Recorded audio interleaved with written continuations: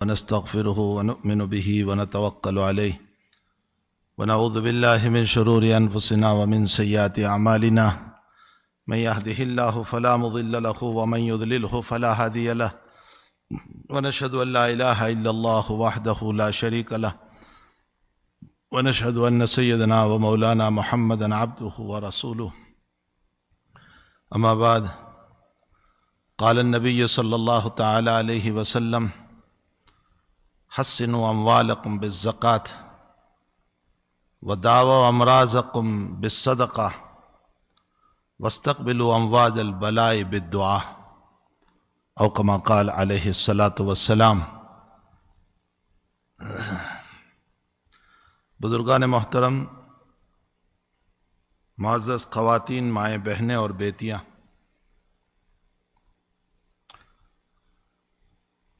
حق تعالی جل شانہ نے انسان کو اس کی ذات سے مانگنے کے لیے ایک بہت بڑا عمل دیا ہے، وہ ہے دعا۔ دعا مستقل عبادت ہے، جیسے نماز مستقل عبادت ہے، روزہ مستقل عبادت ہے، زکوٰۃ مستقل عبادت ہے، حج ایک مستقل عبادت ہے، اسی طرح دعا بھی مستقل عبادت ہے۔ صاحب شریعت علیہ صاحب الصلاۃ والسلام ہر موقع پر اپنے رب سے مانگتے نظر آتے ہیں۔ کوئی موقع ایسا نہیں کہ نبی علیہ الصلاۃ والسلام نے اپنے رب سے مانگا نہ ہو۔ تو دعا ایک بہت بڑا عمل ہے۔ آج دنیا میں کون نہیں چاہتا کہ اس کو عافیت ملے؟ کون نہیں چاہتا کہ اس کو صحت ملے؟ کون نہیں چاہتا کہ اس کے صدمے دور ہو، اس کا غم دور ہو، اس کو اولاد ملے، اور اولاد بھی نیک اور صالح ملے؟ ہر انسان چاہتا ہے۔ لیکن یہ سارے کے سارے خزانے، چاہے وہ صحت کا تعلق ہو، چاہے اولاد کا تعلق ہو، چاہے رزق کا تعلق ہو، چاہے عافیت کا تعلق ہے، یہ تمام کی تمام چیزیں اللہ ہی کے پاس ہیں۔ وَإِن مِّن شَيْءٍ إِلَّا عِندَنَا خَزَائِنُهُ، اللہ کے پاس سارے خزانے ہیں۔ مسلم شریف کی روایت ہے کہ اگر آدم سے لے کر قیامت تک کی ساری انسانیت، بلکہ انسانیت نہیں بلکہ سارے جن ایک میدان میں جمع ہو کر کہ اللہ سے ایسی دنیا کا مطالبہ کریں جو اس وقت ساری دنیا ہے، اور حق تعالی ہر بندے کو ایسی دنیا عطا کرے، پھر بھی اللہ کے خزانے میں اتنی کمی نہیں آئے گی کہ سوئی کو سمندر میں ڈالو اس کے ساتھ پانی کتنا ہوتا ہے، یعنی سمندر کے مقابلے میں اس پانی کی کوئی حیثیت نہیں۔ اسی طرح ساری دنیا کو ایک ایک دنیا دے کر بھی اللہ کے خزانے میں کوئی کمی نہیں آئے گی۔ تو وَإِن مِّن شَيْءٍ إِلَّا عِندَنَا خَزَائِنُهُ، اللہ ہی کے پاس سارے خزانے ہیں، اور انسان چاہتا ہے صحت ملے، اسی ذات سے مانگنا چاہیے۔ انسان چاہتا ہے صدمہ دور ہو، غم دور ہو، اسی رب سے مانگنا چاہیے۔ عافیت چاہتا ہے، اسی رب سے مانگنا چاہیے۔ نبی کریم صلی اللہ تعالیٰ علیہ وسلم نے اپنی امت کو تلقین فرمایا، صلی اللہ العافیہ، اللہ تعالیٰ سے عافیت مانگو۔ ربنا آتنا فی الدنیا حسنہ وفی الآخرۃ حسنہ۔ حضرت امام بخاری رحمۃ اللہ علیہ نے کتاب الدعوات میں اس دعا کے اوپر عنوان قائم فرمایا، جامع الدعا۔ یہ دعا بڑی جامع ہے۔ حسن بصری رحمۃ اللہ علیہ فرماتے ہیں کہ اللہ ہمیں دنیا کی ساری بھلائیاں عطا فرما۔ تو حسنہ کے اندر دنیا کی تمام چیزیں آ گئی، چاہے وہ دولت ہو، اولاد ہو، سکون ہو، پراپرٹی ہو، مکان ہو، یہ ساری چیزیں ربنا آتنا فی الدنیا حسنہ میں آ گئی۔ وفی الآخرۃ حسنہ، اور آخرت کی ساری بھلائیاں اس کے اندر آ گئی، چاہے وہ جنت کی شکل ہو، چاہے وہ رب کی زیارت ہو، یا اس کے علاوہ جتنی چیزیں ہیں وہ ساری کی ساری اس میں داخل ہو گئی۔ اسی لیے نبی اکرم صلی اللہ علیہ وسلم نے فرمایا، کثرت سے یہ دعا پڑھتے رہو، ربنا آتنا فی الدنیا حسنہ وفی الآخرۃ حسنہ وقنا عذاب النار۔ لیکن دعاؤں کے لیے کچھ شرائط ہیں۔ سب سے پہلی شرط تو یہ ہے کہ انسان اخلاص کے ساتھ دعا کرے، ریاکاری نہ ہو، دکھلاوا نہ ہو، شہرت نہ ہو، کسی کو بتانا نہ ہو۔ دعا الفاظ کا نام نہیں ہے، دعا بولوں کا نام نہیں ہے، دعا کیفیت کا نام ہے۔ انسان کی اندر کی جو کیفیت ہوتی ہے اس کا نام دعا ہے. انسان جس کیفیت کے ساتھ اللہ سے مانگتا ہے اللہ تعالیٰ اسی کیفیت کے ساتھ اس کو عطا فرماتے ہیں. اَمَّن يُجِيبُ الْمُضْطَرَّ اِذَا دَعَاهُ، جب انسان بے چین ہو کر رب سے مانگتا ہے حق تعالیٰ جل شانہ اس کو عطا فرما دیتے. بعض اکابر نے اپنی کتابوں میں ایک واقعہ لکھا ہے کہ حجاج ابن یوسف طواف کر رہا تھا اور اس درمیان ایک نابینا انسان بھی طواف کر رہا تھا، اور طواف کے درمیان وہ دعا کرتا جا رہا تھا، اے اللہ مجھے بینائی دے دے، اللہ مجھے بینائی دے دے، اللہ مجھے بینائی دے دے. دنیا جانتی ہے کہ حجاج جو ہے انتہائی درجے کا ظالم تھا، جس نے ظلم میں کوئی کمی نہیں رکھی تھی، جس نے صحابہ کرام رضوان اللہ تعالی علیہ مجمعین کو شہید کیا تھا، جس نے بڑے بڑے تابعین کو تہہ تیگ کر دیا تھا اور شہید کر دیا تھا. کون نہیں جانتا اس کو؟ حجاج ابن یوسف نے اس نابینا سے کہا کہ یہ جو تو بول رہا ہے زور زور سے مجھے بینائی دے دے، تو ریاکار ہے، تو مکار ہے. میرے طواف کے 4 چکر باقی ہے، اگر ان 4 چکر کے اندر میرے طواف کے ختم ہونے تک اگر تیری بینائی واپس تجھے نہیں آئی تو میں تجھے قتل کر دوں گا. اب اس غریب پر 2 حالات، ایک تو بینائی نہیں ہے اور دوسرا قتل کا اعلان ہے. اس نے اور اضطرار اور بے چینی کے ساتھ دعا کرنا شروع کیا کہ اے اللہ مجھے بینائی دے دے، اب تو میری جان کا خطرہ ہو گیا.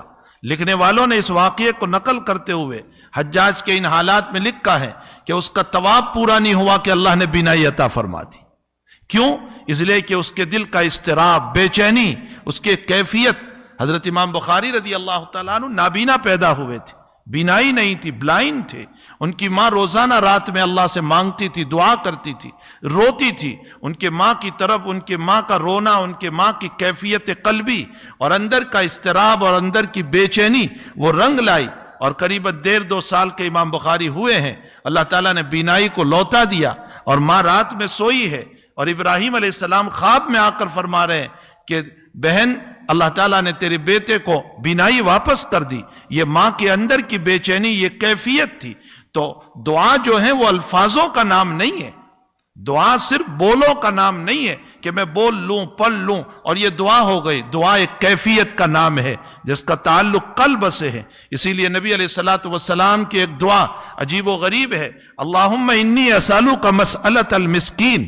اے اللہ میں تجھ سے ایسے سوال کرتا ہوں جیسے ایک مسکین سوال کرتا ہے، جیسے ایک مانگنے والا سوال کرتا ہے.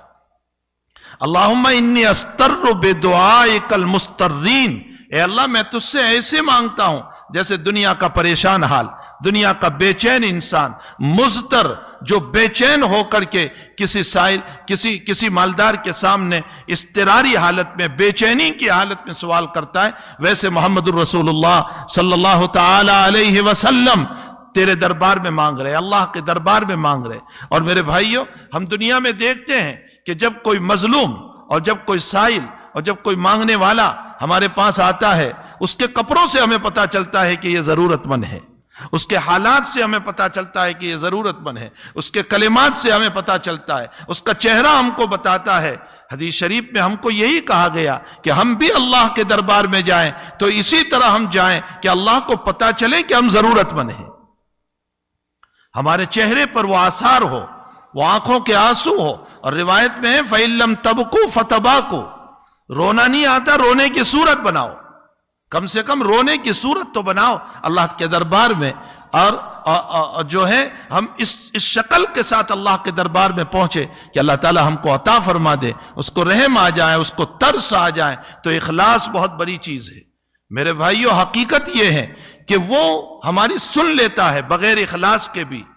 دنیا میں اگر ہم کسی کے پاس مانگنے جائیں اور سوال یہاں ہو رہا ہے اور چہرہ یوں پھیر کر کے مانگ رہے ہیں تو دنیا کا انسان ہم کو نکال دے گا کہ مانگ مجھ سے رہا ہے اور چہرہ کسی اور کی طرف ہے. لیکن رب کریم کا فضل ہے، کرم ہے، عنایتیں ہیں کہ جب ہم اس کے سامنے مانگتے ہیں تو اس مانگنے کے درمیان کبھی ہمارے دل کی توجہ کسی اور کی طرف، کبھی اس کی طرف، کبھی اس کی طرف، بغیر یقین کے مانگ رہے ہیں. لیکن اس مالک نے کبھی دھٹکارا نہیں ہمیں، کبھی ہمیں ذلیل نہیں کیا، کبھی ہمیں رسوا نہیں کیا، کبھی اعلان نہیں کروایا کہ نکل جاؤ میرے پاس سے. ایک بزرگ کے باب میں لکھا ہے کہ روزانہ رات میں اٹھ کر دعا کرتے تھے، اے اللہ تیرا گنہگار بندہ، تیرا عاصی بندہ تیرے سامنے ہاتھ پھیلا کر کھڑا ہے، دو چار رکعت پڑھ کر کے تجھ سے معافی مانگ رہا ہے، معاف کر دے۔ اور غیب سے آواز آتی تھی کہ قبول نیس، قبول نیس، قبول نہیں ہے، قبول نہیں ہے۔ رومی نے یہ واقعہ نقل کیا ہے معارف مثنوی کے اندر، علامہ رومی رحمت اللہ علیہ نے، قبول نیس، قبول نیس، تیری یہ عبادت قبول نہیں، تیری یہ دعا قبول نہیں۔ ساتھ میں ان کے مرید بھی اٹھتے تھے۔ ایک دن مرید نے بھی وہ آواز سنی تو مرید نے کہا حضرت جب قبول ہی نہیں ہو رہا ہے تو کیوں تکلیف اٹھا رہے ہیں رات میں؟ کیوں رات میں اٹھ کر کے اپنی نیند خراب کر رہے ہو اور جاگ رہے ہو اور جو ہے وہاں سے تو آوازیں آ رہی ہے کہ قبول نہیں۔ فرمایا بیٹا تو نے بھی سنا؟ کہا جی میں نے بھی سنا کہ قبول نیس، قبول نیس، قبول نہیں ہے، قبول نہیں ہے۔ تو اس بزرگ نے ایک آہ کھینچی اور آہ کھینچنے کے بعد فرمایا اچھا میں عبادت کو چھوڑ دوں تو ہی بتا اس کے علاوہ کون میرا رب ہے، کون میرا مولا ہے؟ بس میں اس رب سے یہ کہتا ہوں تو چاہے دھٹکار دے لیکن میں اس پیشانی کو تیرے علاوہ کسی کے سامنے نہیں لے جاؤں گا، تجھی سے مانگتا رہوں گا، ساری زندگی تیرے سامنے اپنے آپ کو ذلیل کرتا رہوں گا، میں تو اسی سے مانگوں گا چاہے وہ مجھے نکال دے اور دھٹکار دے۔ غیب سے آواز آئی تیری تواضع کی وجہ سے ہم نے تیری ساری نمازوں کو قبول کر لیا۔ انسان کی اپنی عاجزی ہو، اپنے چہرے کے پر کچھ آثار بھی تو ہو، کچھ پتا بھی تو چلے کہ ہم اللہ کے ضرورت مند بندے ہیں اور ہمیں حاجت ہے اور ہم اللہ تعالیٰ کے دربار میں مانگنے کے لیے آئے ہوئے۔ شان و شوکت کے ساتھ دعا کرنا کہ ہاتھ بھی ادھر ادھر گھوم رہے ہیں اور چہرہ بھی ادھر ادھر گھوم رہا ہے اور اندر کا دل بھی کسی اور کی طرف متوجہ ہو۔ بخاری شریف کی روایت ہے لا يقبل اللہ تعالی دعا قلب غافل، دعا قلب لاہی، اللہ تعالیٰ غافل قلوب کے دلوں دعا کو قبول نہیں کرتا ہے۔ جو دل غافل ہو کر کے اللہ سے مانگنے والے ہوتے ہیں اللہ تعالیٰ ان کی دعاؤں کو قبول نہیں کرتا۔ دوسری شرط بیان فرمائی یقین کامل کے ساتھ اللہ سے دعا کرے۔ یقین کامل کا مطلب یہ ہے کہ اللہ ہی کے پاس خزانے ہیں، وہی میرا پورا کرے گا، وہی مجھے عطا کرے گا۔ بخاری شریف کی روایت میں ہے اللہ تبارک و تعالی مکرہ نہیں ہے، مجبور نہیں ہے۔ مطلب یہ ہے کہ میں بے توجہی سے دعا کروں اور یوں کہوں تجھے دینا ہو تو دے، نہ دے تو کوئی حرج نہیں۔ اللہ مکرہ نہیں ہے کہ زبردستی ہم کو دے دے، یہ کبھی نہیں ہو سکتا ہے کہ اللہ زبردستی مجھ کو عطا کر دے۔ حق تعالی جل شانہ کے سامنے جو یقین کامل کے ساتھ مانگے گا اللہ اس کو عطا فرمائیں گے۔ تیسری شرط علماء نے بیان فرمائی کہ ایک انسان کو گناہ پر قدرت ہے، وہ گناہ کر سکتا ہے، کوئی مانے نہیں، کوئی رکاوٹ نہیں، اس کے باوجود قدرت ہونے کے باوجود وہ گناہ کو چھوڑ دے، اس وقت وہ مستجاب الدعوات ہو جاتا ہے۔ کہ مجھے قدرت تھی گناہ کرنے پر، میں اس گناہ کو کر سکتا تھا لیکن تیرے خشیت اور تیرے خوف کی وجہ سے میں نے چھوڑ دیا، اس وقت وہ جو مانگتا ہے اللہ تعالیٰ اس کو عطا فرماتے ہیں۔ حضرات محدثین نے اس کے اوپر روایت نقل فرمائی ہے کہ بنی اسرائیل میں 3 آدمی جا رہے تھے اور اچانک بارش شروع ہو گئی، وہ بارش سے بچنے کے لیے ایک غار میں، ایک گفا میں چلے گئے۔ اچانک ایک بہت بڑی چٹان آ کر کے دروازے پر آ گئی، دروازہ بند ہو گیا، نکلنا مشکل تھا، دروازہ پورا کا پورا بند ہو گیا۔ اب اتنی بڑی چٹان ہے کہ وہ 3 اس کو ہٹا نہیں سکتے، تو ایک نے دعا فرمائی اے اللہ میں والدین کا اطاعت گزار تھا، اس کے صدقے میں تو اس پتھر کو ہٹا دے۔ اللہ نے اس پتھر کو ہٹا دیا۔ دوسرے نے دعا کی اے اللہ میرا کام یہ تھا کہ میں نے ایک مزدور کو مزدوری پر لیا اور وہ اپنی مزدوری چھوڑ کر چلا گیا، میں نے اس کی مزدوری کو جو ہے پارٹنرشپ بنا کر کے اپنے ساتھ لگا لیا اور اچھا خاصا نفع ہوا، میں نے اس کے نفع کو واپس کیا، میرا عمل تیرے لیے تھا، اخلاص کے ساتھ میں نے کیا تھا، اللہ تو اس چٹان کو ہٹا دے اس عمل کے بدلے میں۔ اللہ نے ہٹا دیا۔ اب تیسرا جو دعا کر رہا ہے اس کی دعا وہ یوں کہہ رہا ہے اے اللہ میری چچا زاد بہن تھی، وہ مجھ سے قرض مانگتی تھی اور میں اس کو کہتا تھا تو مجھے غلط کام کرنے دے، تو مجھے منہ کالا کرنے دے، وہ عفت والی تھی، مجھے منع کرتی تھی۔ ایک مرتبہ وہ مجبور تھی، اس نے اپنی مجبوری میں مجھ سے قرضہ مانگا، میں نے قرضہ دیا اسی شرط کے اوپر کہ مجھے اپنا غلط کام کرنے دے، مجھے منہ کالا کرنے دے۔ لیکن جب میں اس کے قریب گیا تو اس نے کہا اتق اللہ، اے اللہ یہاں کوئی رکاوٹ نہیں تھی مجھے گناہ کرنے سے، وہ بالکل میں اس کے قریب پہنچ چکا تھا، وہ حسن و جمال کی بھی مالکہ تھی، اس نے مجھ کو اجازت بھی دے دی تھی اور میں نے اس کو پیسے بھی دے دیے تھے، لیکن اس کی زبان سے جملہ نکلا اتق اللہ، اللہ سے ڈر، اے اللہ مجھے کوئی رکاوٹ نہیں تھی اس گناہ کرنے سے، لیکن تیرا نام آ گیا اور میں وہاں سے اٹھ گیا، اے اللہ اس شیطان کو ہٹا دے۔ گناہ کی قدرت کے باوجود گناہ نہ کرنا، اس پر اللہ نے اس کی دعا کو قبول فرمایا۔ محدثین لکھتے ہیں کہ ایک انسان کو گناہ پر قوت ہو، طاقت ہو، اور پھر بھی وہ گناہ کو چھوڑ دے، سود کھانے پر قوت ہے نہ کھائیں، اور حسن و جمال والی عورت کے ساتھ غلط کام کرنے پر قوت و طاقت ہے، پیسے بھی ہے، کوئی رکاوٹ نہیں ہے، لیکن خشیت خداوندی کی بنیاد پر ایک انسان کو طاقت اور قوت ہے کسی کو مار دے گی، لیکن وہ چھوڑ دیں اس کو۔ ایک انسان کو زبان اللہ نے دی ہے، وہ غیبت کر سکتا ہے لیکن وہ چھوڑ دے اس کو گناہ سمجھ کر، تو قوت اور طاقت ہونے کے باوجود جب انسان گناہ کو چھوڑ دیتا ہے تو وہ مستجاب الدعوات ہو جاتا ہے، اللہ اس کی دعا کو قبول کرتا ہے، حق تعالیٰ جل شانہ اس کی اس وقت کی بات کو قبول کر لیتا ہے۔ تو شرط یہ بھی ہے کہ ہم گناہ کو چھوڑنے والے بنے۔ سیدنا عبد القادر جیلانی رحمۃ اللہ علیہ فرماتے ہیں تم گناہ کے چھوڑنے والے بنو، اللہ تمہاری دعا کو کبھی رد نہیں کرے گا۔ بہت پیارا جملہ فرمایا، تم گناہ کو چھوڑنے والے بن جاؤ، اللہ تمہاری دعاؤں کو کبھی رد نہیں کرے گا۔ تو اخلاص بھی ہو، یقین کے ساتھ اللہ سے مانگنا بھی ہو، ہم گناہ کو چھوڑنے والے بھی ہو۔ پھر ساتھ ساتھ ایک بات یہ بھی یاد رکھے کہ ہم اللہ سے جو چیز مانگتے ہیں وہ یقیناً وہ دیتا ہے اگر ہم اس کے لائق ہوتے ہیں، اور اگر لائق نہیں ہوتے ہیں تو اس کی جگہ کوئی مصیبت کو ہٹا دیتا ہے، اور اگر کوئی مصیبت بھی نہیں آتی تو اللہ کبھی بار بار ہمارے پاس سے منگواتا ہے۔ میں اس کی ایک مثال دے کر اپنی بات ختم کروں۔ بہت سی مرتبہ ہوتا یہ ہے، میرا معصوم لال، میرا بیٹا یا میرا نواسا یا میرا پوتا جو ہے وہ چھوٹا سا ہے، وہ جب ہم سے کوئی چیز مانگتا ہے تو نانا کو، دادا کو، ابا کو، باپ کو اس کا مانگنا بڑا اچھا لگتا ہے، اس کا طریقہ جو ہے نا مانگنے کا، اس کا پیار بھرا جملہ جو ہوا کرتا ہے، ابو جی دیجئے نا، نانا جان دیجئے نا، دادا جان دیجئے نا، وہ جس انداز سے بول رہا ہے اس کا مانگنا ہم کو بڑا اچھا لگتا ہے، تو ہم دوسروں کو کہتے ہیں بھائی صاحب آؤ نا، میرا بچہ کیسے مانگ رہا ہے، میرا نواسا کتنے پیار سے مانگ رہا ہے، میرا پیارا کتنے پیار سے مانگ رہا ہے، ہم سب کو دکھاتے ہیں۔ یہ مطلب نہیں ہے کہ میں اپنے بچے کو دینا نہیں چاہتا ہوں، میں دینا چاہتا ہوں، لیکن ذرا لوگوں کو بتاتا ہوں کہ میرا بچہ کتنے پیار اور کتنے لار سے اور کتنی محبت سے اور کتنی عاجزی والے کلمات سے مجھ سے مانگ رہا ہے۔ ہم بھی اللہ سے جب مانگتے ہیں تو اللہ سے مانگنے کے بعد حق تعالیٰ جل شانہ ایک مرتبہ، دو مرتبہ، چار مرتبہ، بظاہر ہمیں یہ لگتا ہے کہ اللہ ہماری دعا نہیں سن رہا ہے، وہ سن رہا ہے۔ وہ راتوں کے خلوتوں میں کالے پتھر پر چلنے والی کالی چوٹی کی آواز کو سنتا ہے، تو کیا میری دعا کو وہ نہیں سنتا؟ یقیناً وہ سنتا ہے، لیکن وہ اپنے فرشتوں کو بتاتا ہے میرے فرشتوں دیکھو نا میرا بندہ کتنی عاجزی سے مانگ رہا ہے، کتنے پیار سے مانگ رہا ہے، کتنی محبت سے مانگ رہا ہے۔ اور جب فرشتوں کو دکھاتا ہے تو اللہ خوش ہوتا ہے، اور پھر خوش ہونے کے اوپر اللہ جھولی کو بھر دیتا ہے۔ ایک آخری بات سمجھ لیں، وہ یہ کہ ادھر مانگے ادھر قبول ہو جائے، ایسا نہیں ہو سکتا ہے، مانگے اور فوراً ہو جائے ایسا نہیں ہو سکتا ہے۔ موسیٰ علیہ السلام نے فرعون کے باپ میں 40 سال تک دعا کی، تب جا کر کے موسیٰ کی دعا پوری ہوئی۔